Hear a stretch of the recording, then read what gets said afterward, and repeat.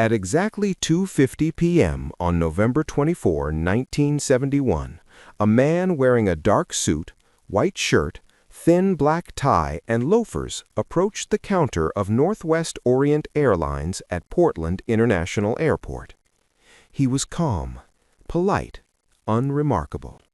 He asked for one-way ticket to Seattle. The clerk noticed nothing unusual except one detail later repeated in FBI reports. He paid cash, $20, and declined a receipt. The ticket was printed under the name Dan Cooper. At the time, it meant nothing. It would become one of the most infamous aliases in American criminal history. The man appeared to be in his mid-40s, around 6 feet tall, brown eyes, olive complexion, no accent that stood out. He carried a black attaché case and a paper bag that appeared to contain nothing more threatening than lunch. Flight 305 was a short trip, just 35 minutes, from Portland to Seattle. A routine flight, the kind pilots flew half asleep. 36 passengers boarded that afternoon. None of them knew they were about to witness the only unsolved air piracy case in U.S. history: the bourbon and soda.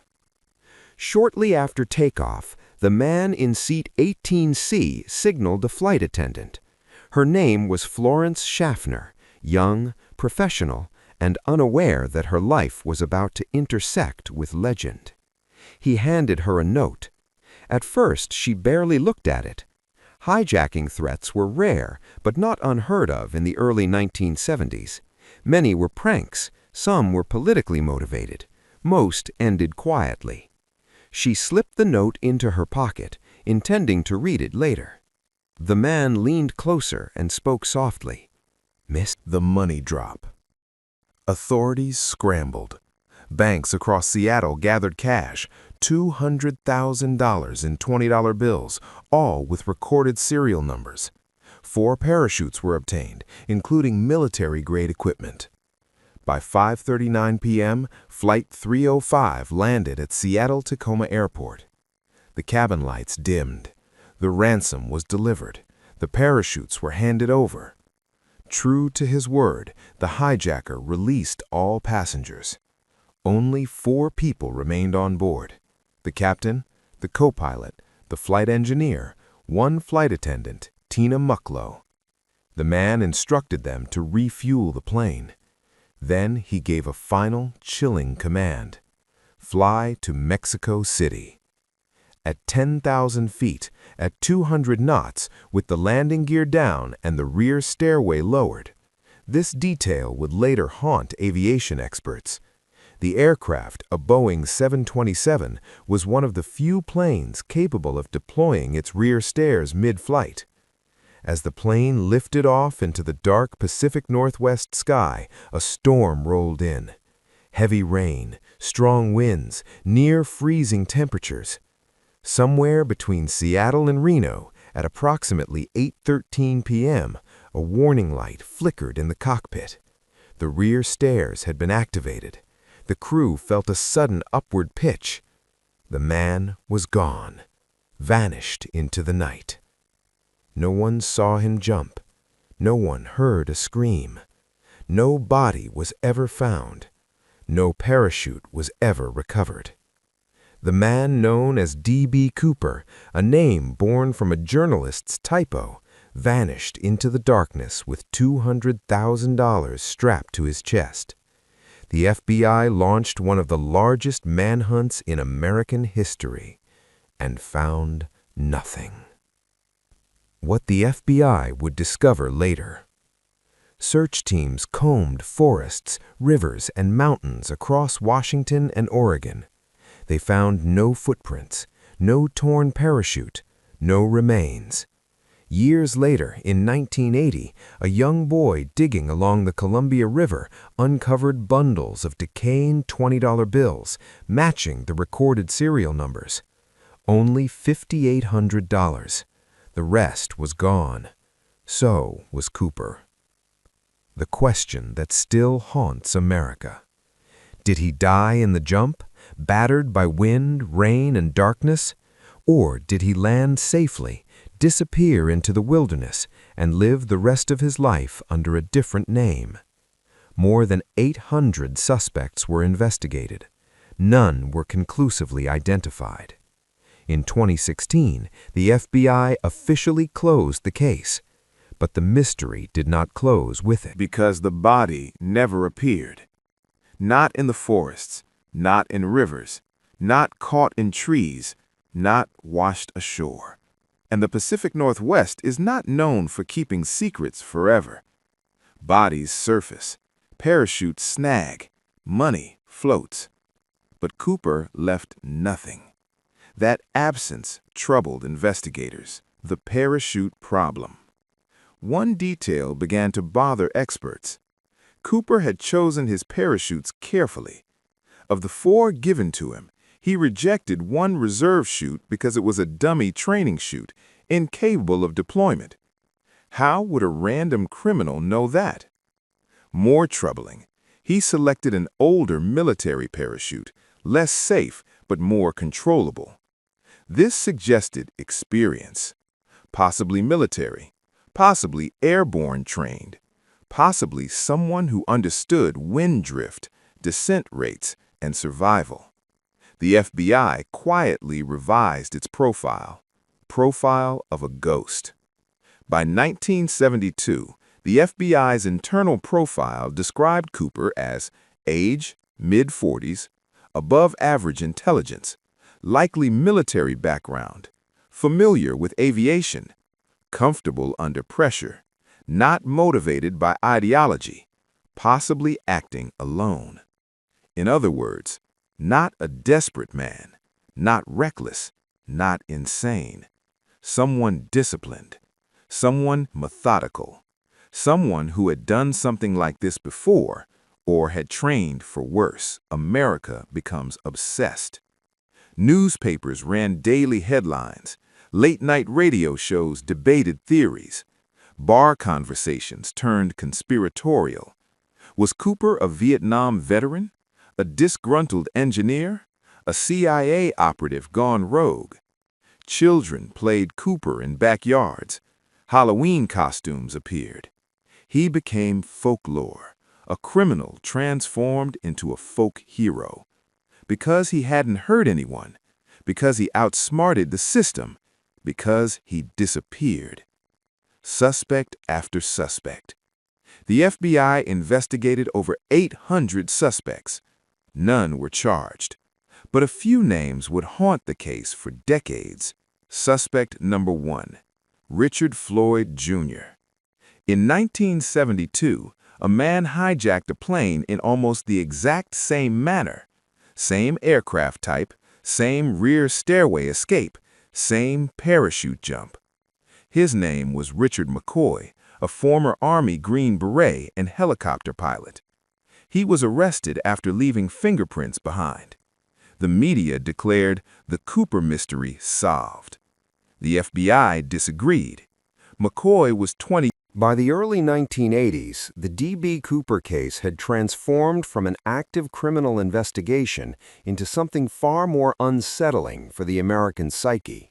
It was no longer just a hijacking, it was a question. Can a man commit a crime in full view of the federal government and vanish forever? The FBI had answers for most crimes: fingerprints, paper trails, confessions. But Cooper left behind only silence, and silence over time begins to suggest something dangerous, that maybe, just maybe, he succeeded. The theory the FBI never loved.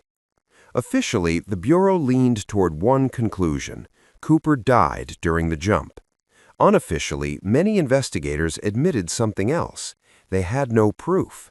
And in criminal investigations, absence of proof is not proof of death. The man had not panicked, he had not rushed, he had not made mistakes under pressure. In fact, every decision Cooper made seemed calculated, almost rehearsed.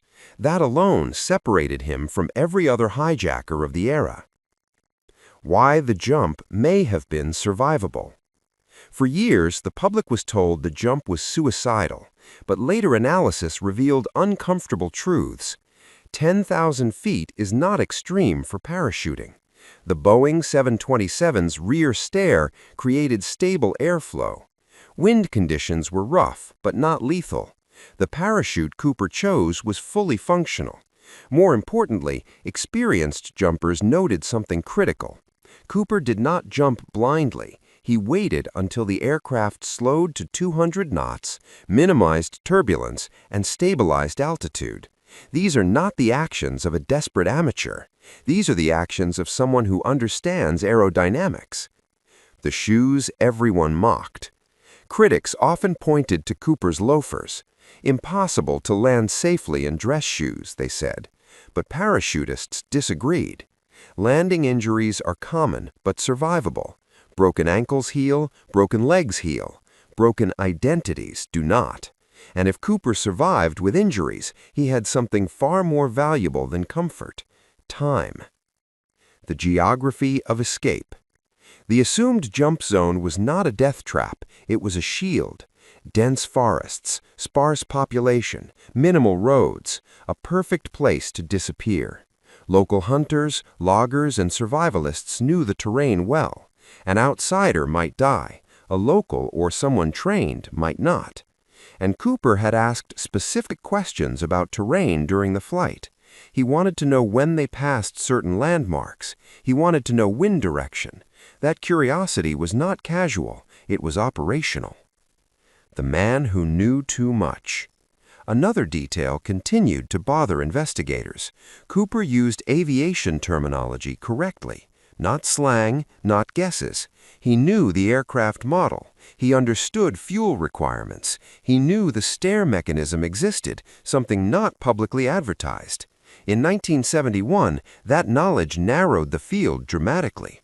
Pilots, engineers, military personnel, men who worked in the background of America's aviation boom, men whose names would never appear in headlines.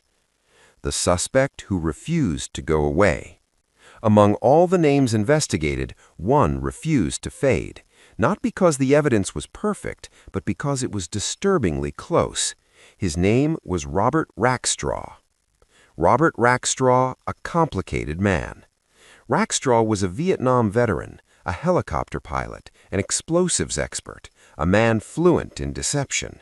He had survived crashes, forgery charges, identity fraud, explosion. By the time the FBI quietly closed the D.B. Cooper investigation in 2016, the case had already crossed a line no other American crime ever had. It was no longer an unsolved file, it was an unrecoverable truth. Because every traditional path of investigation, money, body, confession, forensic proof, had ended in the same place: nothing. And nothing, when examined closely, can be more disturbing than evidence. The final physical clues.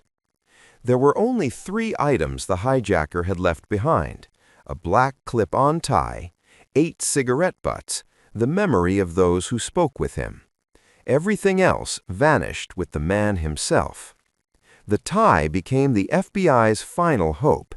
In 2007, advanced particle analysis revealed something astonishing.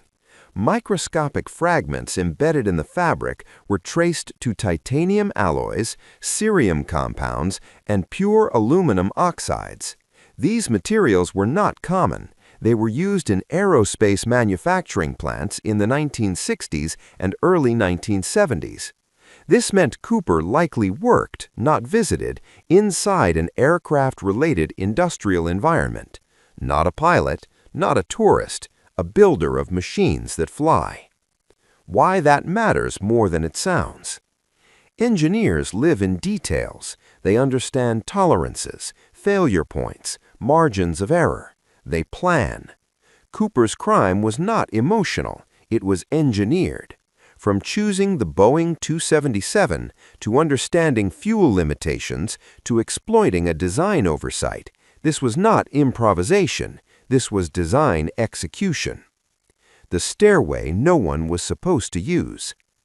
After Cooper, airlines quietly installed a device known as the Cooper vane.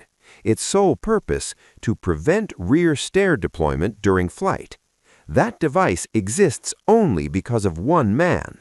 No other criminal forced aviation engineers to redesign aircraft architecture. That alone places Cooper in a category apart.